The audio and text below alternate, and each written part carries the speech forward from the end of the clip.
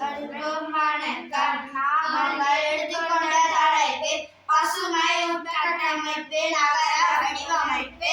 பசுமை உட்கட்டமைப்பு நகர வடிவமைப்பு என்பது நகரங்கள் மற்றும் சமூக நிலைத்தன்மை மற்றும் சுற்றுச்சூழலுக்கு ஏற்படும் வடிவமைப்புக்கு ஒரு அணுகுமுறை ஆகும். இது நகர புறம்போது இடங்கள், காட்டிகள் மற்றும் உட்கட்டமைப்பு வடிவமைப்பு போது சுற்றுச்சூழலுக்கு பொருளாதார மற்றும் சமூக நன்மைகள் வருவதனை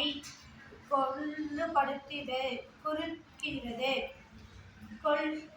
நிலையான உட்கட்டமைப்பு என்பது சூரிய ஆற்றல் போன்ற பொது பாதுகாப்பு ஏற்று ஆதாரங்கள் பயன்படுத்துதல், நீர் மேலாண்மை மற்றும் அமைப்புகளை மேலாண்மை போது மற்றும் இறுதியில் அடங்கும். நன்றி.